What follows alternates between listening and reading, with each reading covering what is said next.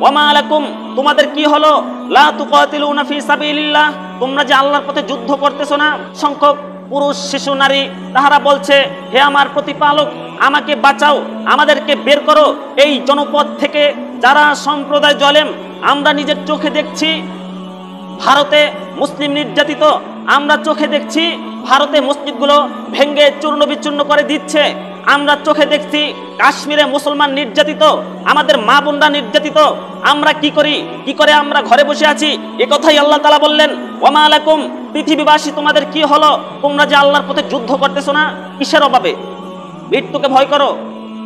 আল্লাহ তাআলা বলে দিয়েছেন, মৃত্যু তোমাদের নাগাল পাবেই, যদিও তোমরা সুদূর দুর্গে অবস্থান করে না কেন। ওয়ালাউ কুনতুম ফি বুরুজিম মুশাইয়াদা, যদিও তোমরা লোহার প্রাচীরের মধ্যে সুদূর দুর্গে অবস্থান করো না কেন, মৃত্যু তোমাদের নাগাল পাবেই। নির্ধারিত সময়ে নির্ধারিত স্থানে মানুষের মৃত্যু হবে, নির্ধারিত সময়ে নির্ধারিত স্থানে মানুষের মৃত্যু হবে। 1 সেকেন্ড আগেও না, 1 সেকেন্ড পরেও না। একথা যারা বিশ্বাস করে, আমরা কেন যুদ্ধ করছি না আল্লাহর পথে?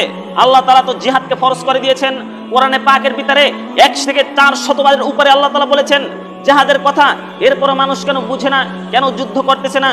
আব্দুল্লাহ ইবনে আউফ রাদিয়াল্লাহু তাআলা আনহু বলেন, রাসূল সাল্লাল্লাহু আলাইহি ওয়াসাল্লাম বলেছেন, ওয়ালামু, পৃথিবীবাসী জেনে রাখো, আন্নাল জান্নাতা তাহতা দিলালিস সুয়ুফ, নিশ্চয় জান্নাত তরবারির নিচে, নিশ্চয় জান্নাত বুলেটের নিচে, নিশ্চয় জান্নাত কামানের নিচে। একথা আপনারা জেনে রাখবেন। আমাদের করণীয় হইল আমরা আল্লাহর পথে যুদ্ধ করব। আজকে কাশ্মীরে মুসলমান নির্যাতিত, তারা আজকে তাকিয়ে আছে আপনি আমার সন্তানের প্যানে।